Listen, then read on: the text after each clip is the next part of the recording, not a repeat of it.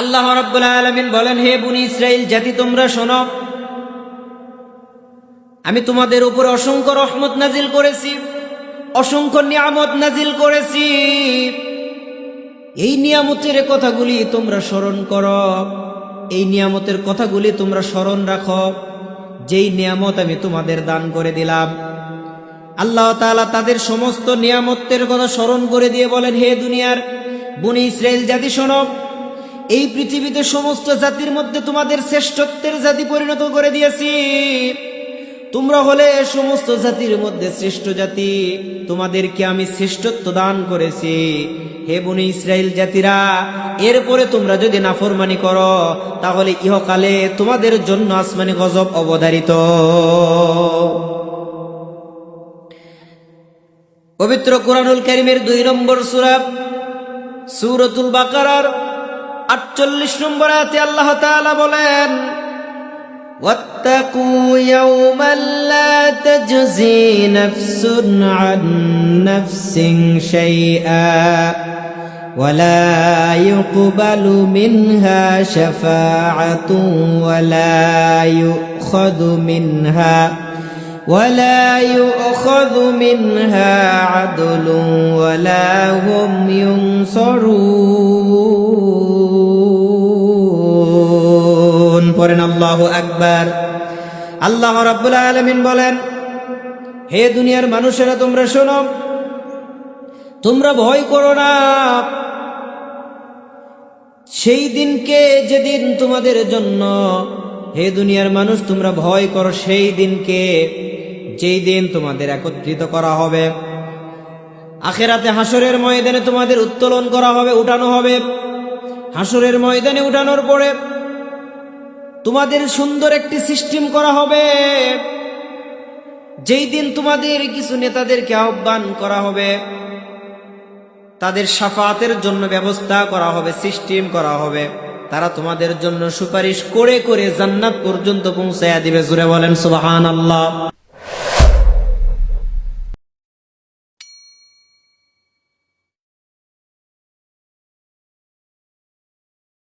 نحمده ونستعينه ونستغفره ونؤمن به ونتوكل عليه ونعوذ بالله من شرور أنفسنا ومن سيئات أعمالنا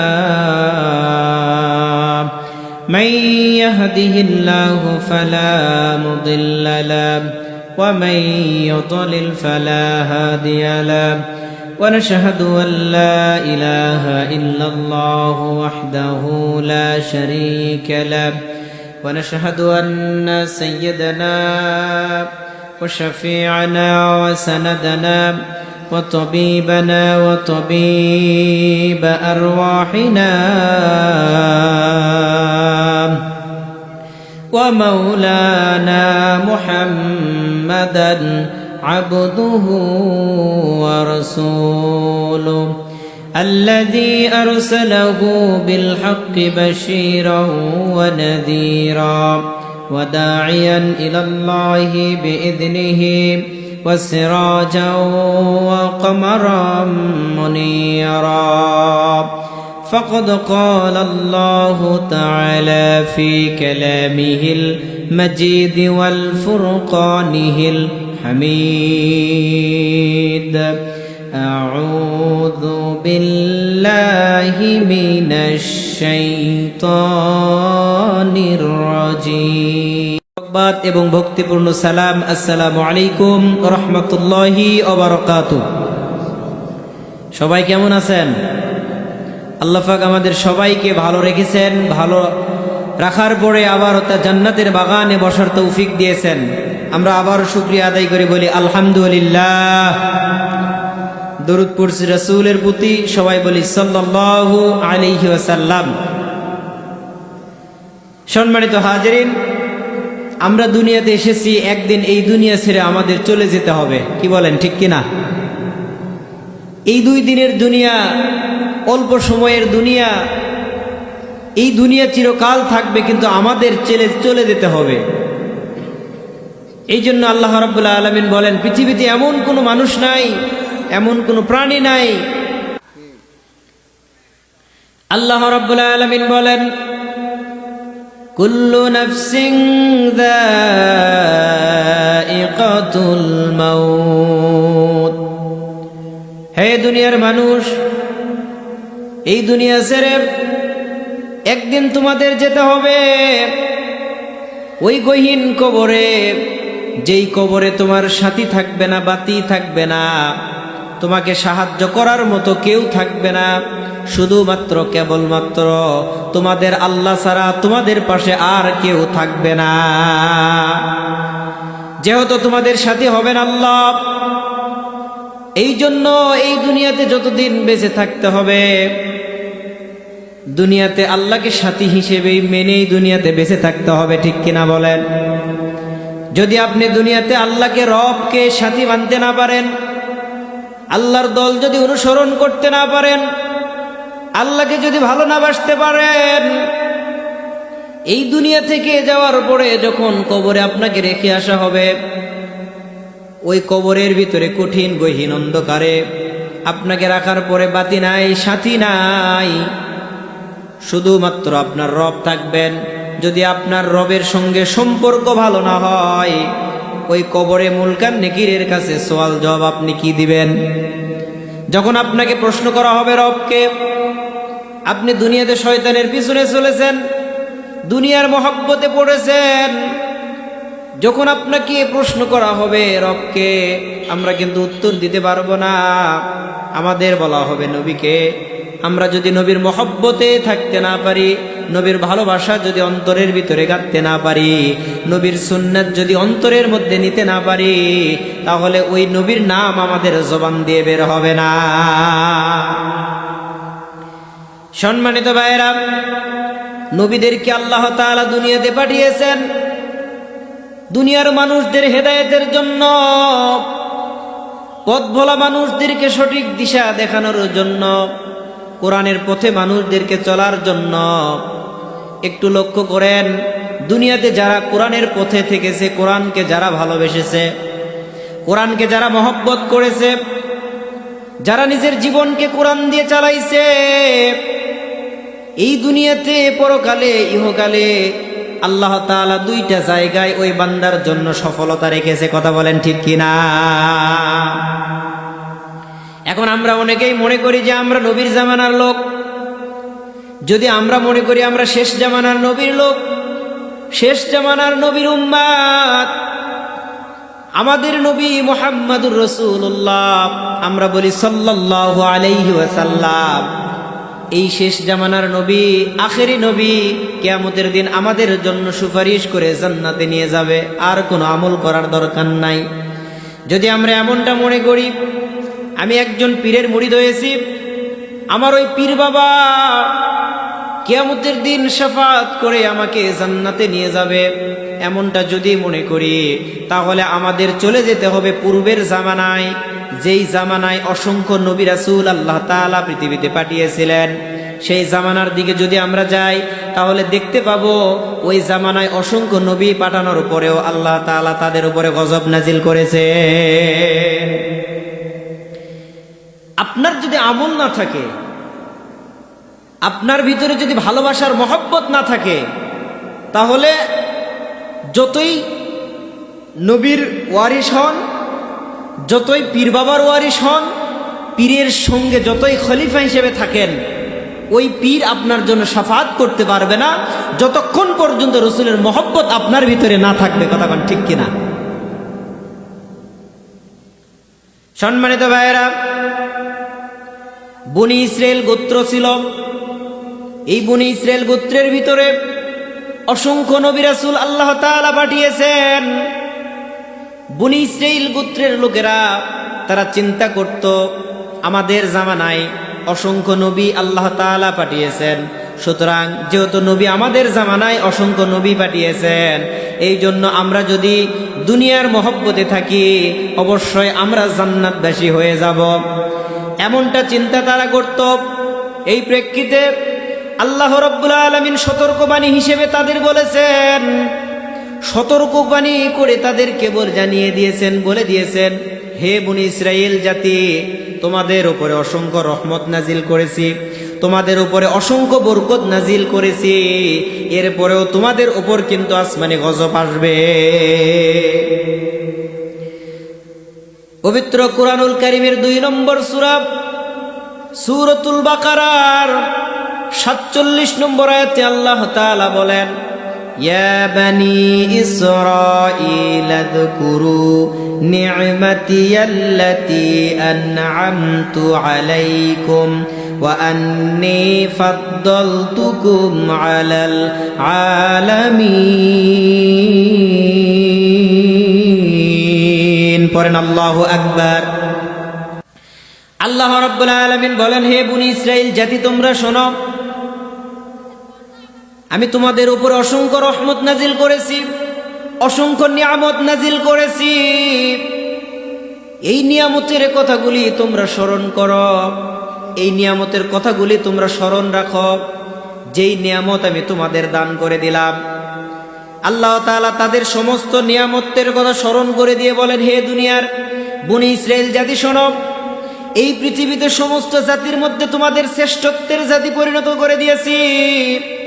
তোমরা হলে সমস্ত জাতির মধ্যে শ্রেষ্ঠ জাতি, তোমাদেরকে আমি শ্রেষ্ঠত্ব দান করেছি।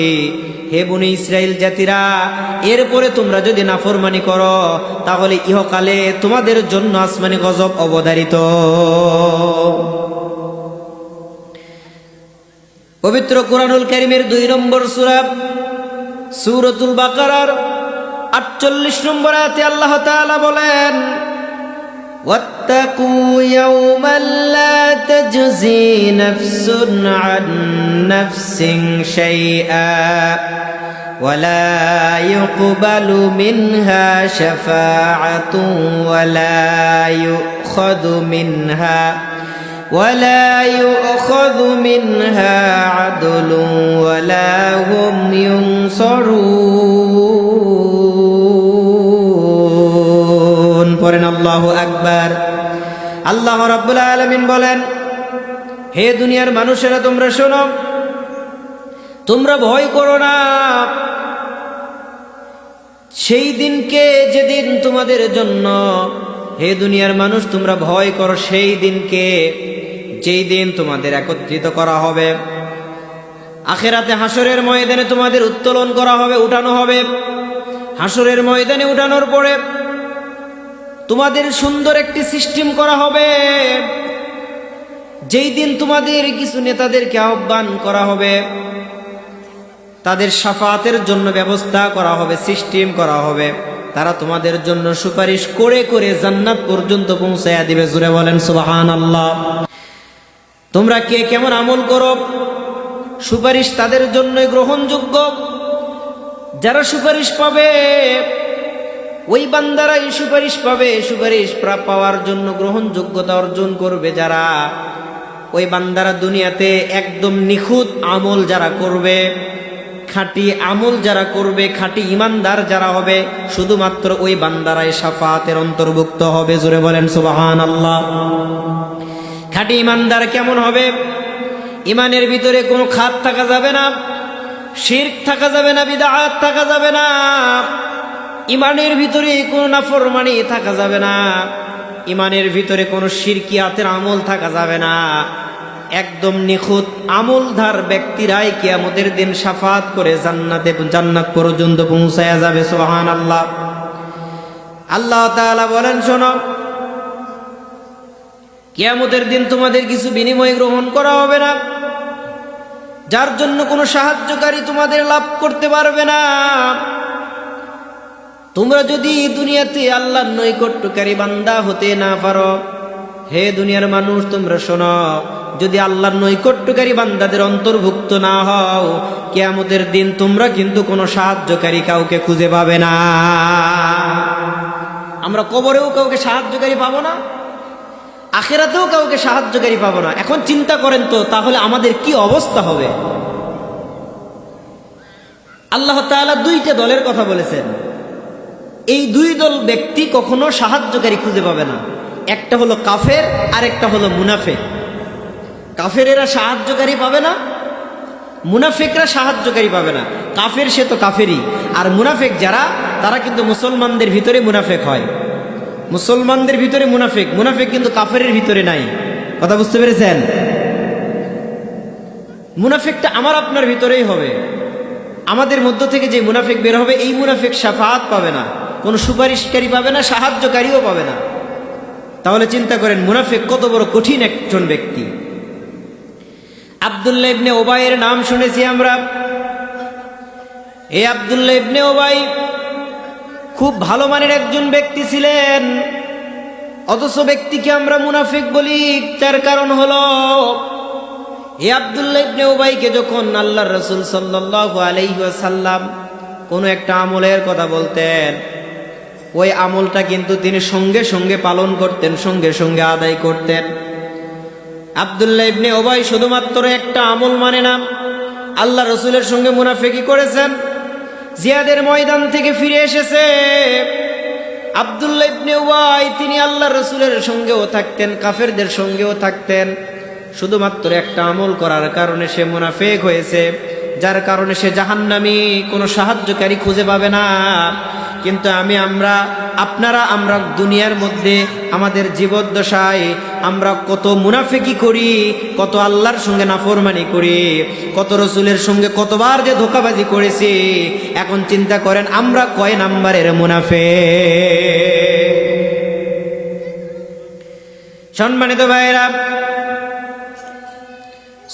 পবিত্র কুরআনুল কারীমের ৪৫ নম্বর সূরা, সূরা জাসিয়ার ১৬ নম্বর আয়াতে আল্লাহ রাব্বুল আলামিন বলেন, ওয়ালাকাদ আতাইনা বানি ইসরাঈলাল কিতাবা ওয়াল হুকমা ওয়ান নুবুওয়াতা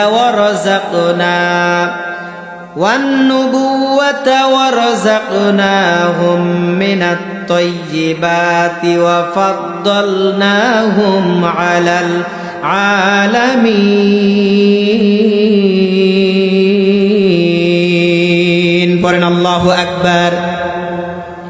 আল্লাহ রাব্বুল আলামিন বলেন, হে বনি ইসরাইল জাতিরা, তোমরা শোনো শোনো, আমি তোমাদের উপরে যে রহমত নাজিল করেছি, এই রহমতের কথাগুলি স্মরণ করো, এই রহমতের কথাগুলি তোমরা মনে করো। এই রহমতের কথাগুলি তোমাদের স্মরণ করে দিয়ে বলি, তোমাদের উপরে যে রহমত নাজিল করেছিলাম, যে বারাকা নাজিল করেছিলাম, এইগুলি তোমরা জানার পরে মানার পরেও তোমরা কেন আল্লাহর নাফরমানির ভিতরে ঢুকে গেলে? ভবিষ্যৎ প্রজন্মকে আল্লাহ তাআলা এটা সাবধান করে দিলেন, ভবিষ্যৎ প্রজন্মকে আল্লাহ তাআলা এটা জানিয়ে দিলেন, বনি ইসরাইলদের উপরে আমি কি রহমত নাজিল করেছিলাম। আল্লাহ রাব্বুল আলামিন সুন্দর করে বলেন, ওয়ালাকাদ আতাইনা বানি ইসরাঈলাল কিতাব, আমি বনি ইসরাইলদেরকে সর্বপ্রথম একটি কিতাব দান করেছিলাম। বনি ইসরাইলদের উপরে তাওরাত কিতাব আল্লাহ তাআলা দান করেছিল, সুবহানাল্লাহ বলেন। আরো অসংখ্য কিতাব আল্লাহ তাআলা দিয়েছিলেন। আমাদের উপরেও পবিত্র কুরআনুল কারীম আল্লাহ তাআলা দান করেছেন। এখন এই কুরআনুল কারীমকে যদি আমরা না মানি, এই কুরআনুল কারীমের উপরে যদি জীবনটাকে পরিচালনা না করি, এই পবিত্র কুরআনুল কারীমের উপরে বিধানটাকে যদি আমরা জীবনে বাস্তবায়ন করতে না পারি, সম্মানিত ভাইরা, বনি ইসরাইল জাতিরা কিতাব পাওয়ার পরেও তারা ধ্বংস হয়েছিল। আমরা পবিত্র কুরআনুল কারীম পাওয়ার পরেও যদি আমরা না মানি, আমরাও কিন্তু ধ্বংস হয়ে যাব। আল্লাহ তাআলা বলেন, তাদেরকে আমি কিতাব দিয়েছিলাম। ২ নম্বর রহমত হলো ওয়াল হুকমা, তাদেরকে আমি হুকমা দিয়েছিলাম। এরপরে আল্লাহ তাআলা বলে ওয়ান নবুওয়া, আমি নবী দিয়েছিলাম। ওয়ারযাকনাহুম মিনাত তাইয়্যিবাত, ওই সমস্ত বনি ইসরাইল জাতিকে আমি আসমানি উত্তম খাবার দান করেছিলাম, সুবহানাল্লাহ। আসমানি খাদ্য তাদেরকে আমি দান করেছিলাম। মান্না সালওয়া নামক খাদ্য আমি দুনিয়াতে পাঠিয়ে দিয়েছিলাম। সুতরাং মান্না সালওয়া জান্নাতি খাবার, আসমানি খাবার, এত সুন্দর পবিত্র খাবার পাওয়ার পরেও, উত্তম খাবার পাওয়ার পরেও বনি ইসরাইল জাতি কেন ধ্বংস হয়ে গেল? এ বাবা, তো বলা যাবে না তো। তোমার বাবা আসেনি? কোথায়? বেরিয়ে আসে? যাও নিচে দেখে যাও, যাও নিচে যাও, যাও বাবার কাছে যাও। সম্মানিত ভাইরা, বনি ইসরাইল জাতিরা ধ্বংস হয়েছিল কারণ তারা কি কাজ করেছিল? আল্লাহর সঙ্গে কি নাফরমানি করেছিল সামনে আসতেছে। আমার আলোচনার সামনের দিকে যাবে। বনী ইসরাইল জাতিরা কেন নাফরমানি করেছিল, কি কাজ করার কারণে তারা ধ্বংস হয়েছিল, পর্যায়ক্রমে আপনাদের কাছে বলবো। পবিত্র কোরআনুল কারীম থেকে আমি আপনাদের কাছে জানিয়ে দিব যে আসমানি কিতাবকে অমান্য করার কারণে ওই বান্দারা যে ধ্বংস হয়েছিল। আজ কিন্তু বাংলাদেশের দিকে তাকিয়ে দেখেন, এই বাংলাদেশেও কিন্তু কোরআনের কোনো আইন নাই। আল্লাহ রাসূল সাল্লাল্লাহু আলাইহি ওয়াসাল্লাম বলেন, ইউশাকু আইয়াতি আলান নাসি জামান, শেষ জামানায় এমন একটা দল আসবে, শেষ জামানায় এমন একটা সময় আসবে, এমন একটা জামানা আসবে যেই জামানায় পবিত্র কোরআনুল কারীম থাকবে, কোরআনের আয়াত থাকবে, কোরআনের তেলাওয়াত থাকবে, কিন্তু মানুষের ভিতরে কোরআনের কোনো হুকুমাত থাকবে না। লা ইয়াবকা মিনাল কুরআনি ইল্লা রুসমুহু, আল্লাহ রাসূল বলেন কোরআনের আয়াত থাকবে, কোরআনের হুকুম থাকবে, কোরআনের তেলাওয়াত থাকবে, মানুষের ভিতরে কোরআনের কোনো মহব্বত থাকবে না, মানুষের ভিতরে কোরআনের কোনো ভালোবাসা থাকবে না। শুধুমাত্র নামে মাত্র মানুষ কোরআন তেলাওয়াত করবে, কোরআন তেলাওয়াত করবে, পড়বে, কিন্তু বুঝবে না কোরআন কি বলে। কথা বলেন ঠিক কিনা? বর্তমান কিন্তু এটাই হয়, আমরা শুধুমাত্র কোরআন খতম দেই, কিন্তু কোরআনের মর্ম কি বলে, কোরআনের সারমর্ম আমরা বুঝি না।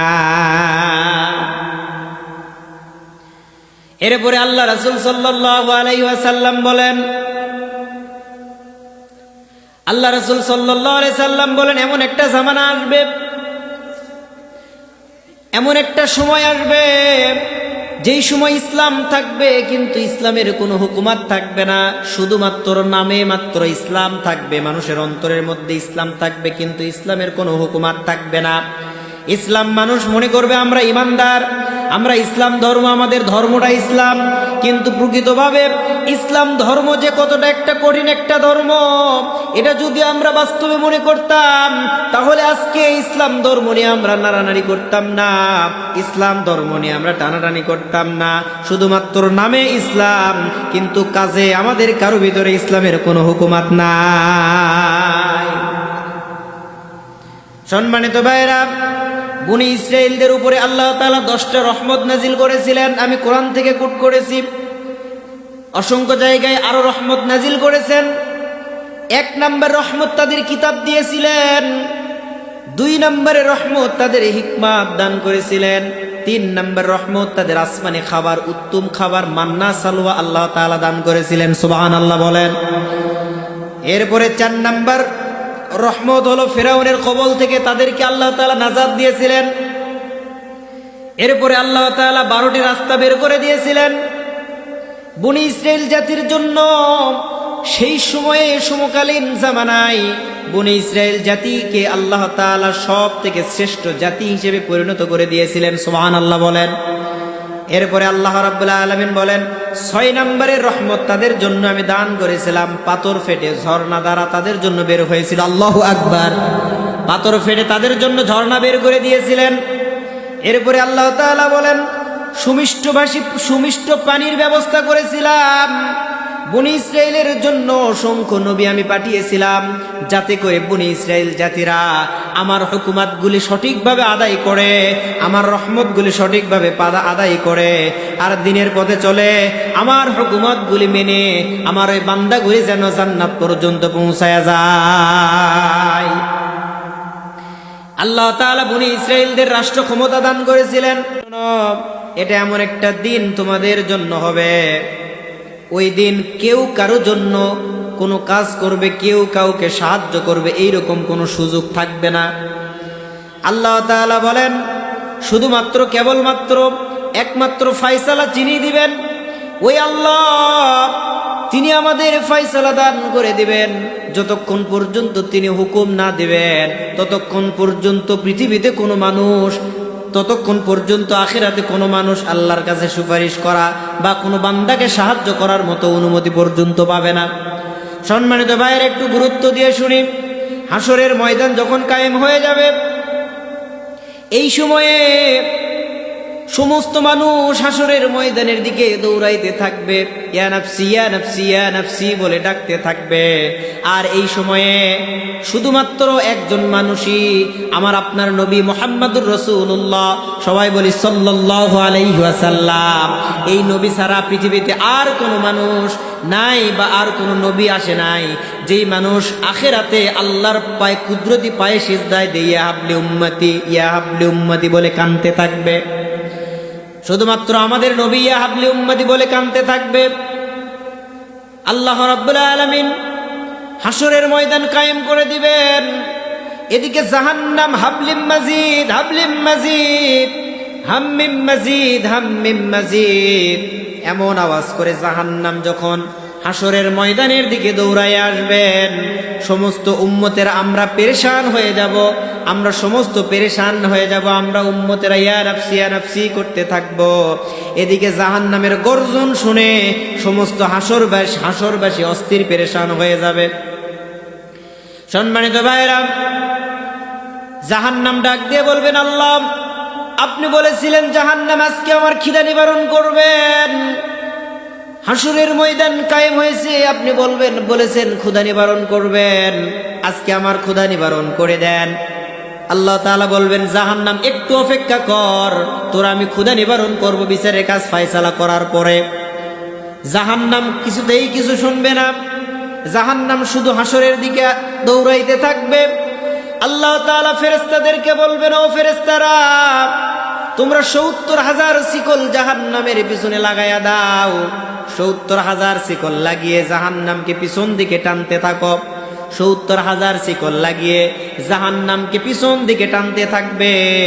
এই ৭০,০০০ ফেরেশতা ৭০,০০০ শিকল লাগিয়ে জাহান্নামকে এক চুল পরিমাণ পিছন দিকে নিতে পারবেন। আল্লাহু আকবার।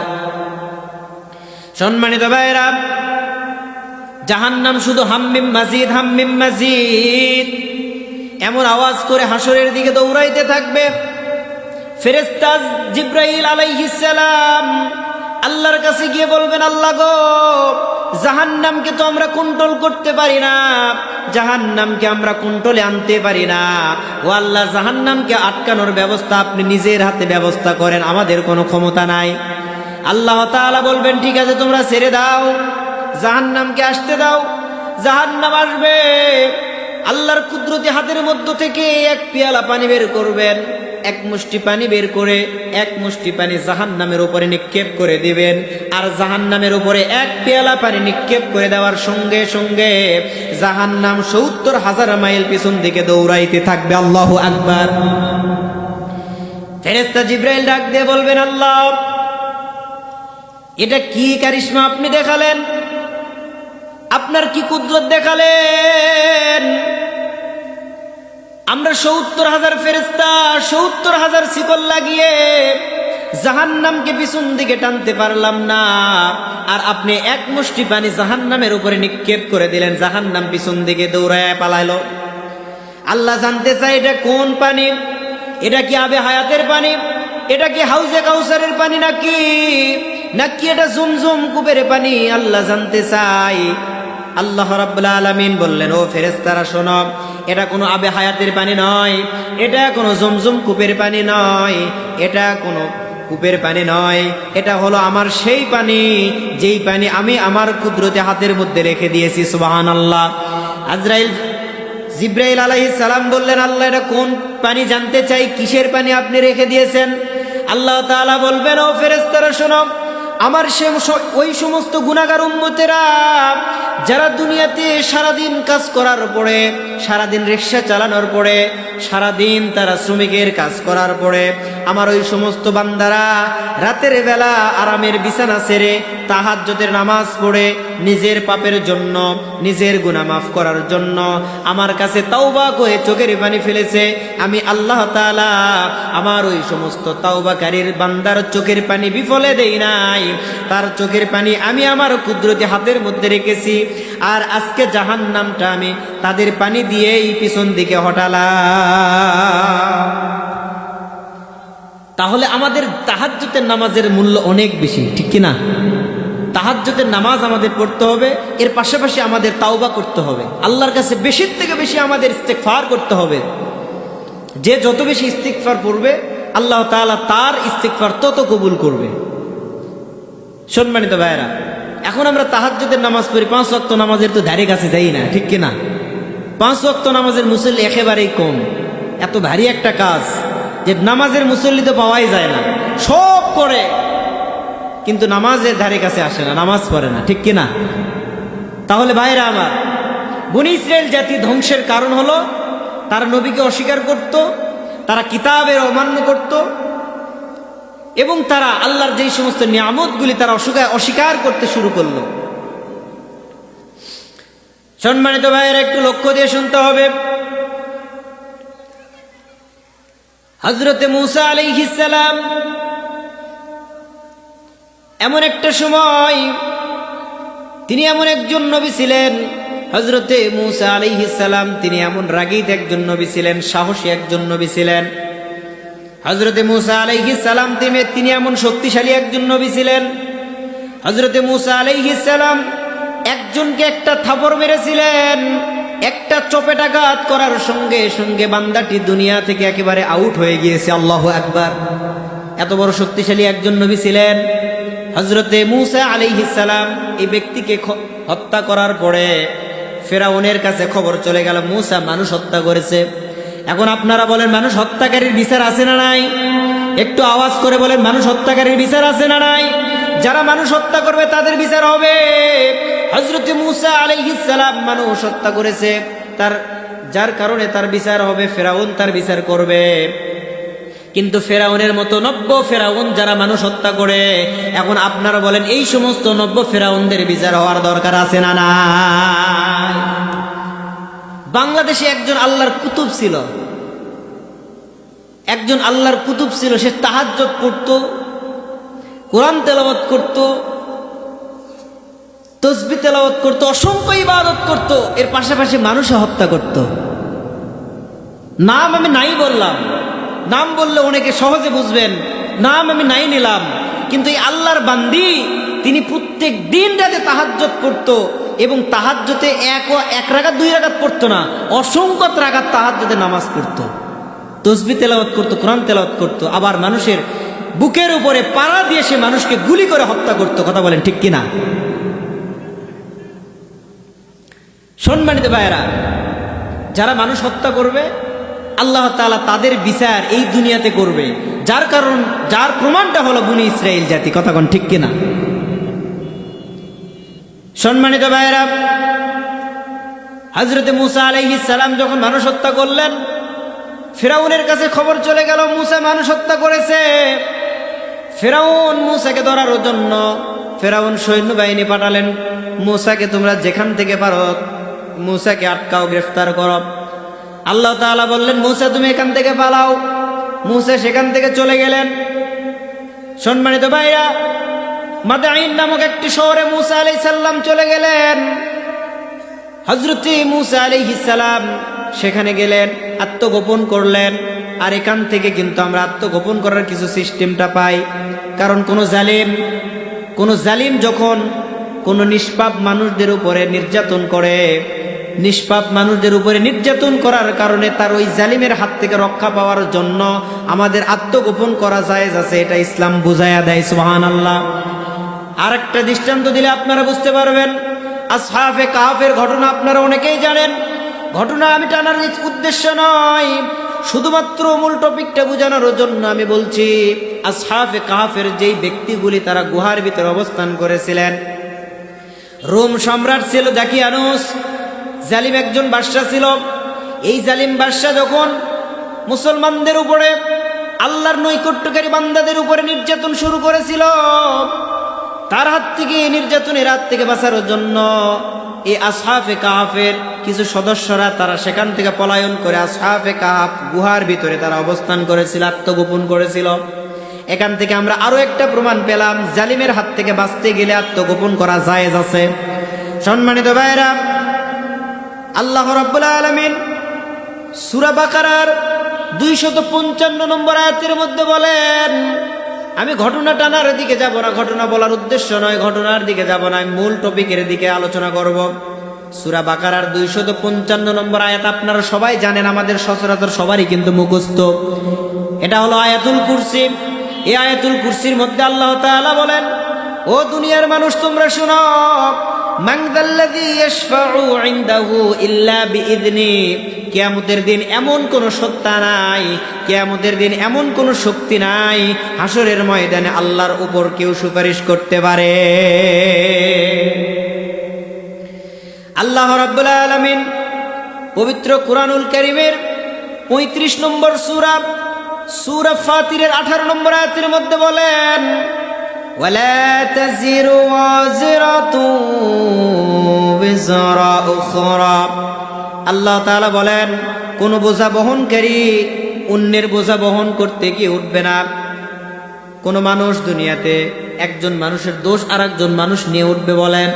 আল্লাহ তাআলা বলেন, দুনিয়ার মানুষ তোমরা শোনো, সেদিন কিন্তু কেউ কারো থাকবে না, সেদিন কেউ কারো আকাশে আসবে না।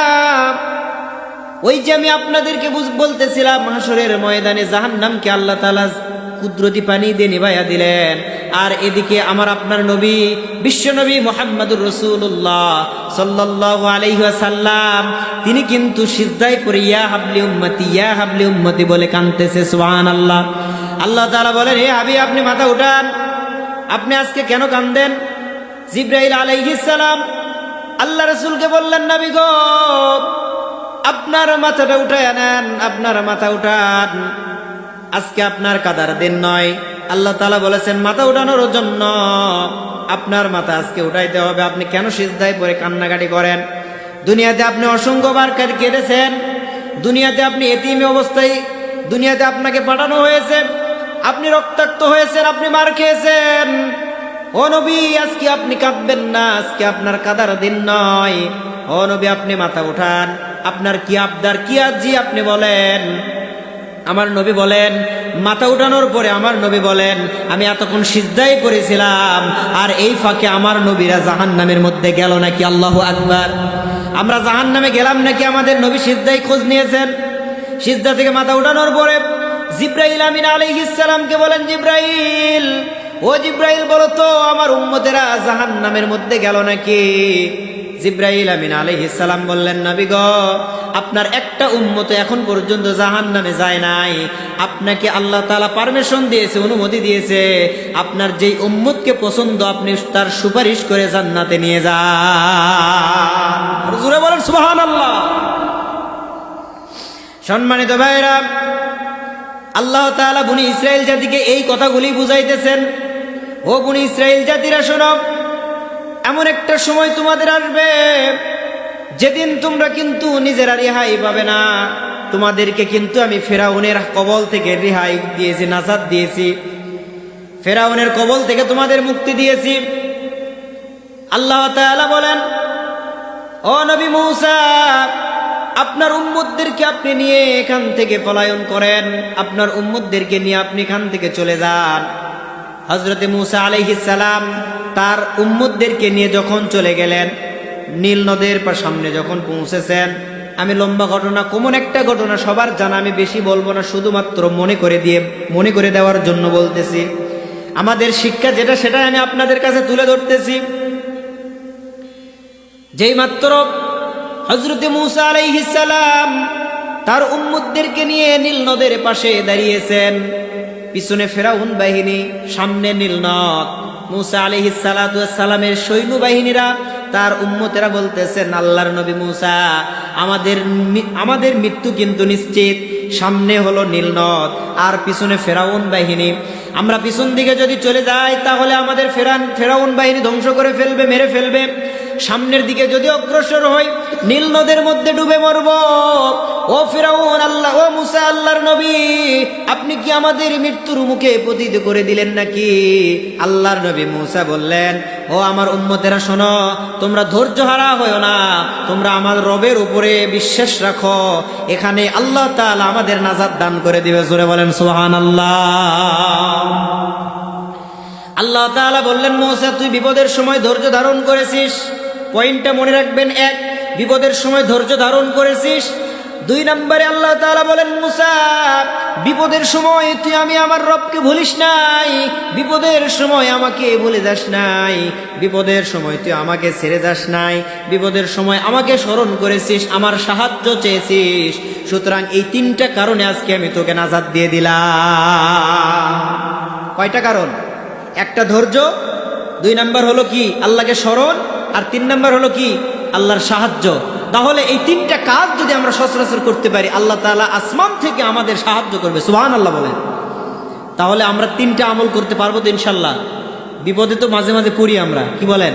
টাকা পয়সার বিপদ, পারিবারিক বিপদ, ফসল নিয়ে বিপদ, ব্যবসা নিয়ে বিপদ, অসংখ্য বিপদে আমরা পড়ে যাই, কি বলেন? ঠিক কিনা? মাঝে মাঝে জালিমের বিপদেও আমরা পড়ি, কি বলেন? জালিমের বিপদ আছে না নাই? একটা পীর সাহেবের কাছে গিয়েছে মুরিদ নেওয়ার জন্য। একটা সাপ মুরিদ নেওয়ার জন্য গিয়েছে। পীর সাহেবকে বলতেছে আমাকে মুরিদ দেন। পীর সাহেব বলতেছে না, আমি কোনো সাপকে মুরিদ দেই না। উদাহরণটা একটু বোঝেন, শিক্ষণীয় বিষয় আছে এখানে। পীর সাহেব বলতেছে আমি কোনো সাপকে মুরিদ দেই না। সাপ বলতেছে আমাকে মুরিদ দিতেই হবে। মুরিদ দিয়ে দিয়েছে। মুরিদ নেওয়ার পরে সাপ জমিতে গিয়ে আলের পাশে শুয়ে আছে, লম্বালম্বির দড়ির মতো হয়ে শুয়ে আছে। আর সন্ধ্যাবেলায় কৃষক গিয়েছে ধান নেওয়ার জন্য, জমিতে ধান নেওয়ার জন্য গিয়েছে, দড়ি নাই, দড়ি বাড়িতে ছেড়ে গিয়েছে। জমিতে যাওয়ার পরে দেখে একটা লম্বা হয়ে একটা দড়ি পড়ে আছে। কৃষক মনে মনে ভাবতেছে এই তো দড়ি পাইছি, দড়ির আর দরকার নাই। ওই সাপ দিয়ে সে ধান বেঁধেছে। সাপ দিয়ে ধান বাঁধার পরে ওই কৃষক বাড়িতে ধান নিয়ে আসছে। বাড়িতে নিয়ে আসার পরে ওই দড়িটা খুলে ফেলে দিয়েছে। আসলে ওটা দড়ি ছিল না, সাপ ছিল? বলেন, দড়ি না সাপ? ওই সাপ আবার ওই পীর সাহেবের দরবারে গিয়েছে।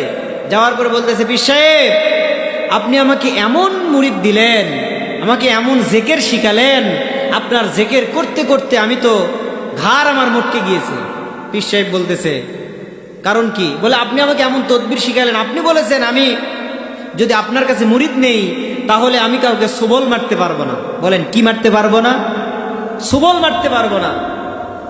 আমি আপনার কথা মতো সবল কাউকে মারি নাই, কিন্তু একজন কৃষক আমাকে দড়ি মনে করে ধান বেঁধে বাড়িতে নিয়ে আসা আমাকে ফেলে দিয়েছে, আর আমার ধার মটকে গিয়েছে। পীর সাহেব বলতেছেন, আরে বেটা, আমি তো শুধুমাত্র তোকে বলেছি কাউকে সবল মারবি না। তোকে আমি এটা বলেছি, আমি তো তোকে বলি নাই যে ফোঁস করবি না। আমি তো তোকে ফোঁস করতে নিষেধ করি নাই। তুই যদি একবার ফোঁস করতি তাহলে ওই কৃষক কেন, ওই কৃষকের 14 গোষ্ঠী পর্যন্ত পালাইয়া ইন্ডিয়া পর্যন্ত যাইতে বাধ্য হইতো। কথা কোন ঠিক কিনা? সম্মানিত ভাইয়েরা, এতদিন মুসলমান জাতি এই দেশে চুপ করেছিল, এখনো ফোঁস ফাঁস করে নাই। একবার ফোঁস করেছে, আমাদের বাংলাদেশের ফাইনাল খেলা শেষ। কথা কোন ঠিক কিনা? যত প্রকারের খেলা, সমস্ত খেলা শেষ। যারা খেলা উদ্বোধন করে, যারা খেলার ম্যাচ শুরু করে, তারাই কিন্তু ফাইনাল খেলা খেলে বাংলাদেশ থেকে পালাইছে। ঠিক কিনা কন? সুতরাং আজকে বাংলাদেশে যারা আবারও নব্য ফেরাউনের পরিচয় দিবে, আবারও যারা ফেরাউনের মতো চরিত্র গঠন করবে, ফেরাউনের মতো ভূমিকা অর্জন করবে, এই বাংলাদেশ ছেড়ে, এই বাংলাদেশের 18 কোটি মুসলমান ওই সমস্ত নব্য ফেরাউনদেরকেও বাংলাদেশ থেকে তাড়াবে। কথা কোন ঠিক কিনা? সম্মানিত ভাইয়েরা, তাহলে যা বলছিলাম, মুসা আলাইহিস সালাম ফেরাউনের হাত থেকে কবল নেওয়ার জন্য, মুক্তি পাওয়ার জন্য, নাজাত নেওয়ার জন্য আল্লাহর কাছে সাহায্য করলেন। মুসা আলাইহিস সালাম বললেন, আল্লাহ আমাকে সাহায্য করেন। আল্লাহ তাআলা বললেন, মুসা, আল্লাহ তাআলা বলছেন, মুসা তুমি তোমার হাতের যেই লাঠি আছে, তোমার হাতের এই লাঠিটা তুমি পানির উপরে আস্তে করে রেখে দাও। আল্লাহ তাআলা বলেন, ওই পানির উপরে লাঠি রাখার সঙ্গে দেখেন, এরপরে মূল বিষয়টা আসতেছে। আল্লাহ তাআলা বলেন পবিত্র কুরআনুল কারীমের 31 নম্বর সূরা লুকমানের 33 নম্বর আয়াতে আল্লাহ তাআলা বলেন, ইয়া আইয়ুহান নাসু ইত্তাকু রাব্বাকুম ওয়াখশাউ ইয়াওমান ওয়ালা মাউলুদুন ওয়া হুয়া জাযিন আন ইয়াজজি আল্লাহ তাআলা বলেন, হে দুনিয়ার মানুষেরা তোমরা শোনো শোনো, তোমাদের রবের ক্রোধ তোমাদের জন্য এত কঠিন হবে, তোমাদের রবের শাস্তি এত কঠিন তোমাদের জন্য হবে, তোমাদের রবের ক্রোধ, তোমাদের রবের শক্তি, তোমাদের রবের শাস্তি এত কঠিন হবে। তোমাদের রবের শাস্তি থেকে তোমরা যদি বাঁচতে চাও, তবে তোমাদের রবের শাস্তি থেকে বাঁচতে হলে শুধুমাত্র কেবলমাত্র আল্লাহর দিন আর আল্লাহর কোরআনকে দুনিয়াতে বাস্তবায়ন করার জন্য চেষ্টা করতে হবে। আল্লাহ রাসূল বলেন, তোমরা দুনিয়াতে যদি নামাজ পড়ো, রোজা রাখো, হজ করো, যাকাত দাও, পরিপূর্ণ ইসলামে প্রবেশ করতে পারবে না। পরিপূর্ণ ইসলামে প্রবেশ করতে হলে আল্লাহর জমিনে আল্লাহর দিন কায়েম করতে হবে, আল্লাহর জমিনে আল্লাহর কোরআনকে বাস্তবায়ন করতে হবে। যদি আল্লাহর কোরআনকে বাস্তবায়ন করতে গিয়ে, আল্লাহর দিনকে বাস্তবায়ন করতে গিয়ে যদি তোমাদের মৃত্যু আসে, এরপরেও তোমাদের সেটা গ্রহণ করতে হবে। বাংলাদেশ ছাড়া, ভাইরা আমার একটু আমার দিকে লক্ষ্য দেন, বাংলাদেশ ছাড়া পৃথিবীতে এমন কোন রাষ্ট্রের নজির আপনারা দেখাতে পারবেন যেই রাষ্ট্রের 300 জন মন্ত্রী একসাথে একযোগে সংসদ ভবন ছেড়ে, পার্লামেন্ট ছেড়ে পালাইছে? কোন নজির আছে? কথা কোন আছে? শুধুমাত্র বাংলাদেশেই। এই বাংলাদেশটার মতো একটা দেশ, যেই দেশের মন্ত্রী একসাথে সবাই উদাও। বিশ্বাস হয় আপনাদের? বিশ্বাস হয়? আল্লাহ তাআলা বলেন, হে দুনিয়ার মানুষ শোনো, আমার আযাব, আমার গজব যখন তোমাদের উপরে আসবে, আমার এই গজব পাওয়ার পরে, আমার এই গজব যার উপরে আসবে, পৃথিবীতে যাওয়ার মতো তার কোনো রাস্তা থাকবে না। কথা কোন ঠিক কিনা? একটু লক্ষ্য করে দেখেন, এমন একজন ব্যক্তি বাংলাদেশে আছে, ছিল, এখন নাই, বাংলাদেশে ছিল। এই ব্যক্তি পৃথিবীর আর কোনো রাষ্ট্রে যাওয়ার মতো তার জায়গা নাই। কথা কোন ঠিক কিনা? পৃথিবীর সমস্ত জায়গায় তার জন্য লাল কালি। কথা ঠিক আছে নাকি? কথা কি ঠিক না ব্যাঠিক? পৃথিবীর সমস্ত রাষ্ট্রে দেওয়া তার জন্য লাল কালি। কেন? কারণ সে কোরআনের পাখিগুলিকে একে একে ধরেছে, কোরআনের পাখিগুলিকে ফাঁসির কাষ্ঠরিতে ঝুলাইছে। কথা কোন ঠিক কিনা? শুধুমাত্র ঝুলাইনি, ফাঁসি দিলেই তো হয়েছে, তাদেরকে নির্যাতন করেছে, নিপীড়ন করেছে, তাদেরকে পিটাইছে, এমনকি তাদেরকে উলঙ্গ করে আয়না ঘরে পর্যন্ত বন্দি করে রেখেছে। কথা কোন ঠিক কিনা? তাদের ব্রেনটে বিদ্যুৎ শক করে তাদেরকে আঘাত করে দেওয়া হয়েছে, ব্রেন নষ্ট করে দেওয়ার জন্য। নিষ্পাপ মানুষদেরকে অযথা দোষী সাব্যস্ত করে, জিনাখুর বানিয়ে, লুচ্চা সন্ডা বানিয়ে, তাদের সামনে তরবারি দিয়ে মিথ্যা অভিনয় নাটক করে ওই সমস্ত ব্যক্তিদেরকে অযথা জেলখানায় বন্দি করে তাদেরকে ফাঁসির কাষ্ঠরিতে ঝোলানো হয়েছে। আল্লাহ তাআলা বলেন, আমার ওই সমস্ত জালিম শাসকদের উপরে, ওই সমস্ত জালিম ব্যক্তিদের উপরে আমার আসমানি গজব তাদের জন্যই নাজিল হবে। কথা কোন ঠিক কিনা? সম্মানিত ভাইরা, আল্লাহ তাআলা বলেন, বনী ইসরাইল জাতির জন্য কেমন গজব ছিল। মুসা আলাইহিস সালাতু ওয়াস সালাম তার কওম জাতিদেরকে নিয়ে যখন নীল নদ পার হয়ে চলে গেলেন, ওই পারে যখন নদী পার হয়ে চলে গেলেন, ফেরাউন বাহিনী নদীর মাঝখানে আসার পরে পানির মধ্যে চুবড়িয়ে চুবড়িয়ে ফেরাউন বাহিনী ধ্বংস হয়ে চলে গেল। আল্লাহ তাআলা বলেন, আমার ওই সমস্ত বান্দাদেরকে যখন উদ্ধার করলাম, তাদের জন্য সুন্দর একটা পরিবেশ করে দিলাম। সুবহানাল্লাহ বলেন। ওই সমস্ত মুসার উম্মতেরা বলতে শুরু করলো, হে আল্লাহর নবী মুসা, এখন আমাদের জালিম নাই, নির্যাতন করার মতো কেউ নাই, স্বাধীন মতো সুন্দর করে সচ্ছলভাবে দিন পালন করব, আমাদের বলার মতো কেউ নাই, আমাদের দেখার মতো কেউ নাই। এখন যদি আসমানে কোনো কিতাব আল্লাহ তাআলা আমাদের উপরে নাজিল করে দিত, ওই কিতাবকে অনুকরণ করে এই দুনিয়াতে আমরা জীবন পরিচালনা করতাম। আল্লাহ রাব্বুল আলামিন হযরতে মূসা আলাইহিস সালামকে 40 দিনের জন্য গুহাতে পাঠালেন। 40 দিন, কেউ বলে কোন আয়াতের মধ্যে লেখা হয়েছে 30 দিন। 30 দিন বা 40 দিন মূসা আলাইহিস সালাতু ওয়াস সালাম যখন এলাকা ছেড়ে পাহাড়ের মধ্যে অবস্থান করলেন, এমন সময় মূসা আলাইহিস সালাতু ওয়াস সালামের ভাই হযরতে হারুন আলাইহিস সালামকে দায়িত্ব দিয়ে গেলেন। হারুনকে বললেন, হারুন, আমি তোমাকে দায়িত্ব দিলাম, আমার এই সমস্ত উম্মতরা যেন কখনো বিভ্রান্তির মধ্যে না পড়ে। সম্মানিত ভাইয়েরা, লক্ষ্য দিয়ে শুনতে হবে, বনি ইসরাইল জাতিরা কেমন নাফরমান ছিলেন, বিশ্বাসঘাতকতা করতেন। মূসা আলাইহিস সালামকে বললেন, আমাদের জন্য একটা কিতাব এনে দাও, ওই কিতাবের অনুকরণ করে নিজের জীবনটাকে পরিচালনা করব, নিজের জীবনটাকে আমরা পালন করব।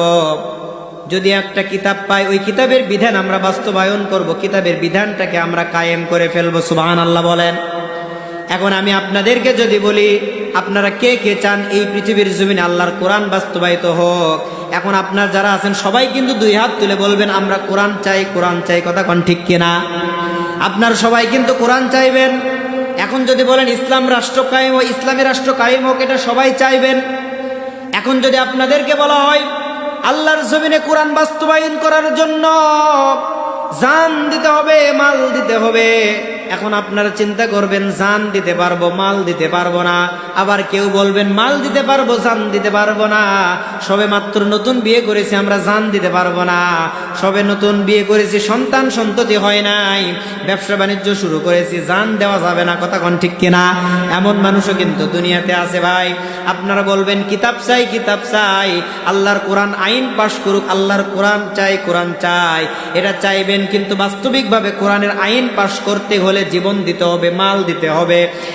এই দুইটা জিনিস দেওয়ার জন্য কিন্তু আমরা আগ্রহী নই। বাস্তবের সঙ্গে বনি ইসরাইল জাতির বিষয়টা মিলিয়ে নেন। বাস্তবসম্মত তাফসীর কিন্তু আপনাদের বোঝানোর চেষ্টা করতেছি। সম্মানিত ভাইয়েরা, বনি ইসরাইল জাতিরা বলেছিলেন, আল্লাহ যদি পৃথিবীতে আমাদের জন্য একটা কিতাব আপনি দান করে দেন, তাহলে ওই কিতাবের বিধান পাওয়ার পরে আমরা নিজের জীবনটাকে পরিবর্তন করব। এই কথা বলল যখন মূসা আলাইহিস সালাতু ওয়াস সালামের কাছে, আল্লাহর নবী মূসা তাদের দাবি মেনে নিয়ে আসমানি কিতাব দুনিয়াতে আনার জন্য আল্লাহর সান্নিধ্যে চলে গেলেন। আল্লাহ তাআলা তাকে কিতাব দান করে দিবেন। আর এই সময়ে, এই সুযোগে, এই ফাঁকে মূসা নবী নাই, শুধুমাত্র হারুন নবী তাদেরকে দাওয়াতি কাজ করার জন্য চেষ্টা করতেছেন, ফিতনা থেকে ফেরানোর জন্য চেষ্টা করেন। ভাইরা আমার, বিষয়টি একটু বোঝার চেষ্টা করেন। এই সময় ওই মূসা আলাইহিস সালাতু ওয়াস সালামের কিছু কওম জাতি, তার কিছু উম্মতেরা, তারা চিন্তা করেছে এমন একটা সময় আমাদের জন্য এসেছে, আমাদের বেশি বেশি ইবাদত করতে হবে, বন্দেগী করতে হবে। তারা কিছু অর্থ জমায়েত করলেন, তারা কিছু টাকা পয়সা জমাতে শুরু করলেন, একটা কূপ খনন করলেন, আর ওই কূপের মধ্যে কিছু অর্থ জমা করতে শুরু করলেন। আর এই সময় তারা একটা গাভী বা একটা গরু, বাছুর বলেন, যেটাই বলেন, গাভী বলেন আর বাছুরি বলেন আর গরু বলেন, এই গরুটা সেখান থেকে আল্লাহ তাআলা তাদের জন্য দান করে দিলেন। তারা এই বাছুর পাওয়ার পরে বা গরু পাওয়ার পরে ওই সমস্ত বনি ইসরাইল জাতিরা ওই পশুর ইবাদত করতে শুরু করলো। তারা ওই পশুর দাসত্ব করতে শুরু করলো। তারা ওই পশুর ইবাদত করতে যখন শুরু করেছে, আল্লাহর নবী মূসা আলাইহিস সালাম তাদের এলাকার ভিতরে ফিরে আসলেন। আসার পরে দেখতেছেন, হায় হায় কি অবস্থা, আমার উম্মতেরা সবাই তো গোবৎসের পূজা করতে শুরু করেছে, আমার সমস্ত উম্মতেরা গোবৎসের পূজা করতে শুরু করেছে, এ কি অবস্থা? আল্লাহর নবী মূসা বলতেছে, হারুন, আমি এটা কি দেখতেছি? আমি তোমাকে দায়িত্ব দিয়ে গেলাম যে আমার উম্মতেরা যেন ফিতনার ভিতরে না পড়ে, আমার উম্মতেরা যেন বিভ্রান্তির ভিতরে না পড়ে, পথ ছেড়ে যেন অন্য পথে চলে না যায়। আর তুমি কি করেছো? এটা আমার উম্মতের জন্য তুমি তো ধ্বংসের কারণ নিয়ে ডেকে নিয়ে এসেছো। আমার উম্মতদের তুমি এমন গোবৎসের ইবাদত, গোবৎসের পূজা করতে দিয়েছো কেন? মূসা আলাইহিস সালাতু ওয়াস সালামের কথা শুনে হারুন আলাইহিস সালাম বললেন, ভাই, আপনি আমাকে যে আদেশ দিয়েছিলেন, আমি তো আপনার আদেশ মানার জন্য প্রস্তুত ছিলাম। আমি তাদের নসিহত করেছি, কিন্তু দুঃখের বিষয় হলো তারা আমার কথা মানে নাই, তারা আমার কথাও শোনে নাই। হারুন আলাইহিস সালাম খুব নরম স্বভাবের একজন নবী ছিলেন, আর মূসা আলাইহিস সালাতু ওয়াস সালাম ছিলেন অনেক রাগীদ একজন নবী। তার রাগ এত বেশি ছিল, তিনি যখন রাগ করতেন তার মাথার পাগড়ি ভেদ করে চুল সামনের দিকে দাঁড়িয়ে যেত। সুবহানাল্লাহ বলেন। আর হযরতে ওমর ফারুক রাদিয়াল্লাহু তাআলা আনহু, তিনি এমন একজন রাগীদ সাহাবী ছিলেন যে ওমর ফারুক যদি কোনো রাস্তা দিয়ে রাস্তা হাঁটতেন, তাহলে ওই রাস্তায় 40 দিন কোনো শয়তান হাঁটতেন না। কথা কোন ঠিক কিনা? এখন আপনারা বলেন, এইরকম শাসক পৃথিবীতে দরকার আছে না নাই? হযরত ওমর ফারুকের মতো শাসক আমরা চাই কি চাই না? কথা বলেন, ওমর ফারুকের মতো শাসক আবার আমাদের পৃথিবীর জমিনে আসুক, এটা আমরা চাই। ওমরের মতো শাসক আবার পৃথিবীর জমিনে আসুক, কে কে চাই? দুই হাত তুলে আল্লাহকে দেখায় দেন।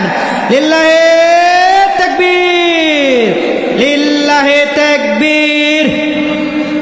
আল কুরআনের আলো, আল হাদিসের আলো, আমার নেতা তোমার নেতা, নারে তাকবীর, লিল্লাহে তাকবীর।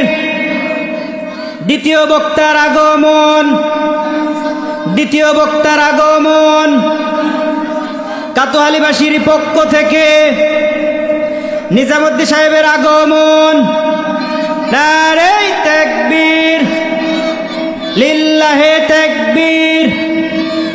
কাতোয়ালিবাসীর পক্ষ থেকে, যুবক ভাইয়ের পক্ষ থেকে লাল গোলাপ শুভেচ্ছা, আরে তাকবীর। সম্মানিত ভাইয়েরা আমার, সম্মানিত ভাইয়েরা আমার, দ্বিতীয় বক্তা এসেছে। আমি আর আপনাদের সামনে আলোচনা বেশি লম্বা করব না। আমার প্রিয় বড় ভাই তিনি পবিত্র কোরআনুল কারীম থেকে মূল্যবান আলোচনা পেশ করবেন।